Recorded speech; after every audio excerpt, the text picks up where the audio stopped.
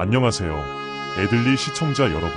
에피소드 1에서 데이터가 무엇인지 그 역사적 진화 과정을 함께 살펴봤죠. 오늘 에피소드 2까지 오는데 꽤 시간이 걸렸습니다. 거의 4개월 만이에요. 사실 이번 공백에는 이유가 있습니다. 그 사이에 770페이지 분량의 책, 데이터를 출판했거든요. 이 시리즈 자체가 이 책을 바탕으로 하고 있으니 어떻게 보면 기다리는 동안 콘텐츠의 뿌리가 더 깊어진 셈이에요. 죄송해요. 정말요. 기다리셨을 텐데요. 그래도 그 사이에 책 한 권이 완성됐으니 오늘부터 훨씬 더 풍성한 내용으로 채워드릴 수 있을 것 같아요. 그런데 사실 데이터가 처음 나온 책이 아니에요. 2025년에 피지컬 AI라는 책이 먼저 나왔어요. 인공지능이 디지털 세계를 넘어 로봇, 자율주행차, 스마트 공장처럼 우리가 사는 물리적 세계로 어떻게 진출하고 있는지를 다룬 책이죠. 그리고 이번 데이터는 그 피지컬 AI를 움직이는 연료, 즉 데이터 그 자체를 조명합니다. 두 책은 짝을 이루는 셈이에요. 그렇군요. 저도 피지컬 AI 얘기가 나오니까 더 실감이 나네요. 그 책에서 AI가 실제 세계로 나오는 이야기를 했다면 이번엔 그 AI가 어디서 힘을 얻는지 그 원천을 파헤치는 거잖아요. 저자 서문에 이런 표현이 있어요. 두 책을 함께 읽으시면 AI 시대의 전체 지형도가 더욱 선명해진다고요. 엔진이 어떻게 작동하는지 알고 싶다면 피지컬 AI를, 그 엔진에 들어가는 연료가 무엇인지 알고 싶다면 데이터를 읽으시면 됩니다. 그 표현이 정말 좋네요. 엔진과 연료. 두 권을 같이 읽으면 AI 시대를 보는 눈이 완전히 달라질 것 같아요. 아직 피지컬 AI를 못 읽으신 분들은 꼭 챙겨보세요. 그럼 오늘 주제로 가볼까요? 좋아요. 오늘 주제는 바로 데이터 라이프 사이클입니다. 데이터도 생애 주기가 있어 태어나고, 이동하고, 처리되고, 활용되고, 그리고 결국 소멸하거나 잊혀집니다. 이 여정을 오늘 같이 따라가 볼게요. 오늘 이야기는 민지 씨의 하루에서 시작합니다. 지금 이 방송을 보시는 동안에도 여러분의 데이터가 살고, 움직이고, 잊히고 있거든요. 기대되네요. 자, 그럼 시작해 볼까요? 그 전에 구독, 좋아요 부탁드립니다. 저희에게 큰 힘이 됩니다.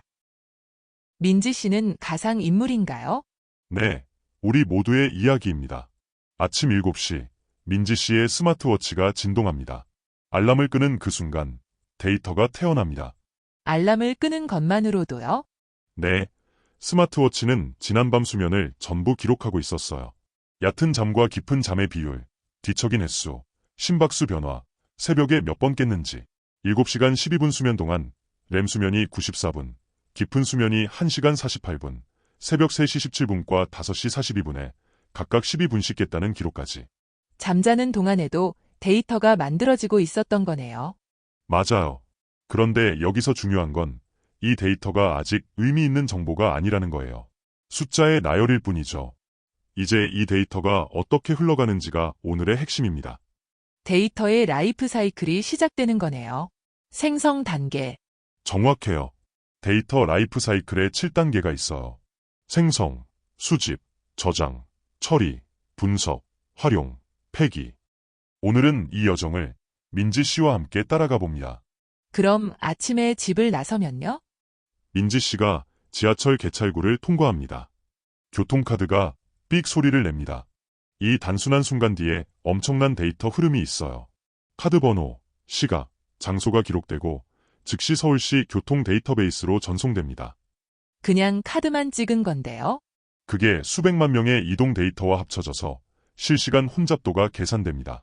지금 2호선 매우 혼잡이라고 앱에 뜨는 것, 그게 민지 씨 포함, 그날 아침 그 역을 지난 모든 사람의 데이터가 만들어낸 거예요. 개인의 흔적이 도시의 흐름이 된다는 거네요. 책에서도 딱 그렇게 표현했어요. 그리고 이 수집 단계에서 중요한 질문이 하나 있습니다. 데이터는 언제 모을까요? 두 가지 방식이 있어요. 배치와 실시간입니다. 어떻게 다른 거예요? 배치는 정해진 시간에 한꺼번에 모으는 거예요. 예를 들어 어제 전체 매출을 매일 자정에 한 번 집계하는 식이죠. 실시간은 일어나는 즉시 모읍니다. 어떤 게 더 좋은 건가요? 상황에 따라 다르죠. 책에 나오는 실제 사례가 있어요. 한 유통회사가 블랙프라이데이에 재고 데이터를 하루 한 번 배치로 처리하고 있었어요. TV 모델 1000대가 오전 11시에 동났는데 시스템이 그걸 몰랐어요. 밤 자정에나 업데이트되니까요. 그 결과 오후 1시까지 3,000건 주문이 더 들어왔고 2,000명에게 사과 이메일을 보내야 했죠. 아이고, 그건 진짜 배치의 비극이네요. 반면 신용카드 사기 탐지는 반드시 실시간이어야 해요. 서울에서 카드를 긁는 순간 뉴욕에서 같은 카드로 결제 시도가 들어오면 30초 안에 차단해야 하잖아요.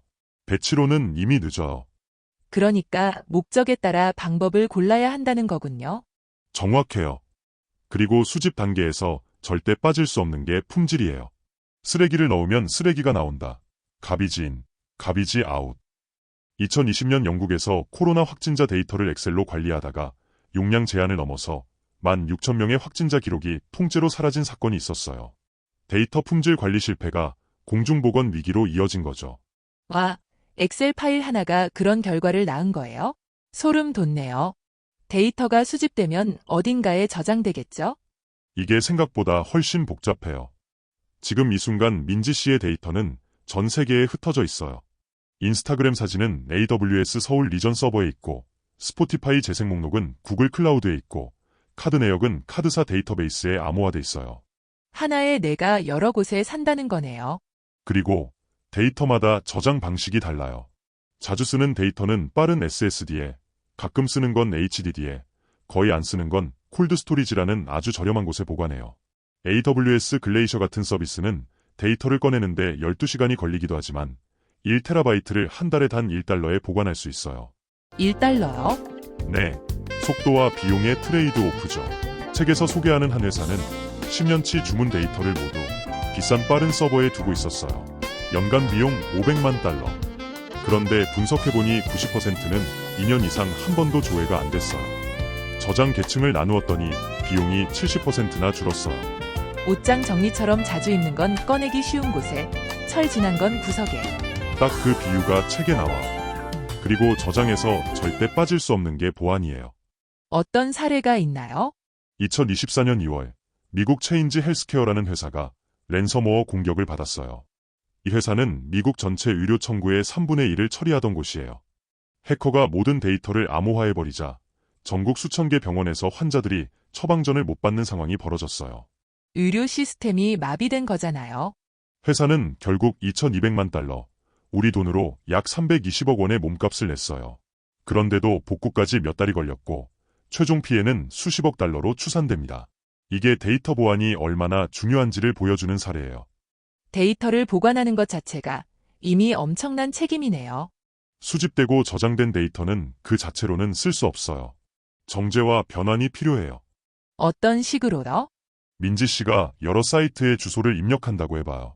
한 곳엔 서울시 강남구역 3동 123의 45번지로 붙여서 쓰고, 다른 곳엔 서울 강남역 3동 123의 45번지로, 또 다른 곳엔 서울특별시 강남구역 3동 123번지 45호로. 세 가지가 다 같은 주소인데 형식이 달라요. 이걸 통일하지 않으면 분석할 수 없죠. 데이터 과학자들이 생각보다 훨씬 단순한 일을 많이 하는군요. 실제 조사에 따르면 데이터 과학자들이 60에서 80%의 시간을 이런 데이터 정제와 준비에 쓴다고 해요. 모델 구축이나 분석에는 20%도 안 써요. 광산에서 캔 원석처럼 다듬고 연마하는 작업이 대부분인 거죠. 생각보다 화려하지 않은 직업이네요. 그리고 정제된 데이터가 분석으로 넘어가면 이야기가 달라집니다. 넷플릭스를 예로 들면 분석에는 4단계가 있어요. 어떤 단계들이에요? 첫 번째는 무슨 일이 일어났는가. 민지 씨가 킹덤을 2시간 동안 연속으로 봤다. 두 번째는 왜 그랬을까. 과거 기록을 보니 한국 콘텐츠, 좀비, 판타지를 좋아한다. 세 번째는 다음에는 무엇을 할까. 비슷한 패턴의 다른 사용자들이 킹덤 다음에 킹덤 아신전을 받고 완주율이 75%였다. 민지 씨가 볼 확률 85%. 네 번째는 그러니 이렇게 하라. 아신전을 홈 화면 최상단에 전지현 얼굴 썸네일로 배치하라. 와, 그 추천 하나에 그 많은 단계가 있는 거예요? 바로 그거예요. 그래서 사람들이 추천 콘텐츠의 80%를 시청하는 거예요. 우연이 아니라 정밀한 계산입니다. 분석된 데이터가 실제로 어떻게 쓰이나요? 크게 세 레벨이 있어. 첫 번째는 모니터링, 그냥 보는 것. 두 번째는 전략적 의사결정 지원. 스타벅스가 새 매장 위치를 정할 때 인구 밀도, 소득 수준, 유동 인구, 경쟁 매장 수를 분석해서 성공률 90%를 달성하는 것. 세 번째는 자동화된 의사결정. AI가 직접 판단하고 실행하는 것. 세 번째가 점점 늘어나고 있는 거잖아요. 맞아요. 그리고 여기서 아주 중요한 개념이 나와. 피드백 루프입니다. 활용의 결과가 다시 새로운 데이터가 돼서 시스템이 계속 진화하는 거예요. 넷플릭스에서 추천된 영화를 보면 그 시청 데이터가 다시 알고리즘을 학습시켜서 다음 추천이 더 정확해지는 선순환이죠. 근데 그게 나쁘게도 작동할 수 있을 것 같아요. 바로 필터 버블이에요. 특정 정치 성향의 뉴스를 한 번 클릭하면 알고리즘이 비슷한 것만 계속 추천해요. 그걸 계속 보면 알고리즘이 더욱 편향된 추천을 해요. 결국 내가 보는 세상은 점점 좁아지고 다른 관점은 사라지죠. 그게 사회 양극화의 원인이 되기도 하고요. 데이터 활용의 양면이에요. 편리한 동시에 위험할 수 있어요. 그래서 전문가들이 인간 개입, 휴먼 인 더 루프를 강조하는 거예요. AI가 추천하더라도 최종 판단은 사람이 해야 한다는 것. 특히 의료, 법률, 취업 같은 삶의 결정적 순간에는 더욱 그래야죠. 데이터도 결국 없어지나요?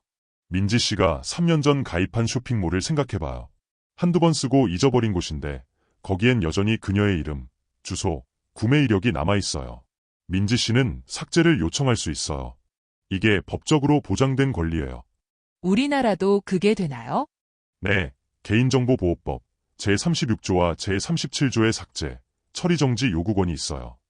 이유는 GDPR로 이칠 권리를 더 강력하게 보장하고 있고요. 다만 완전한 삭제가 늘 가능한 건 아니에요. 전자상거래법에 따라 거래 기록은 5년간 보존해야 할 의무가 있거든요. 그러면 내 데이터가 완전히 지워지진 않는다는 건데 좀 답답하네요. 법이 개인의 권리와 기업의 의무, 프라이버시 보호와 거래 안전 사이의 균형을 찾으려고 하는 거예요. 완벽하진 않지만 적어도 선택권이 생겼다는 게 진전이에요. 2010년대 이전엔 한 번 제공한 데이터는 사실상 영원히 기업 것이었으니까요. 자, 오늘 민지 씨의 하루를 따라가면서 데이터 라이프 사이클 7단계를 훑어봤습니다. 생성, 수집, 저장, 처리, 분석, 활용, 폐기. 가장 인상 깊었던 건 이 흐름이 직선이 아니라 원이라는 거였어요. 활용된 결과가 다시 데이터가 되어 돌아오니까요. 그리고 이 모든 단계에 기술만이 아니라 윤리적 선택이 담겨 있다는 것도요. 무엇을 수집할지, 얼마나 오래 보관할지, 누가 볼 수 있는지, 언제 삭제할지. 이건 다 인간이 결정하는 문제예요. 데이터가 그냥 기술 이야기가 아니라 결국 사람 이야기네요.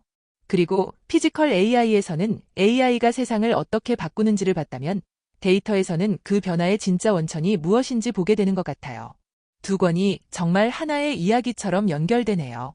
데이터 저자 서문에서 이 두 권을 데이터 앤드 AI 리터러시를 가늠하는 기준이 되고 이 시대를 항해하는 나침반이라고 표현했어요. 오늘 내용이 담긴 데이터와 함께 피지컬 AI도 종이책과 전자책으로 만나보실 수 있습니다. 두 권이 합쳐지면 AI 시대 전체의 지형도가 선명하게 눈에 들어옵니다. 다음 에피소드에서는 내 클릭 하나가 팔리고 있다. 감시 자본주의와 구글, 페이스북의 진짜 사업 모델을 파헤쳐볼 예정이에요. 기대해주세요. 오늘도 끝까지 시청해주셔서 감사합니다. 구독, 좋아요, 알림 설정 부탁드립니다. 댓글로 궁금하신 거 남겨주시면 다음 에피소드에서 다뤄볼게요. 시청해주셔서 감사합니다.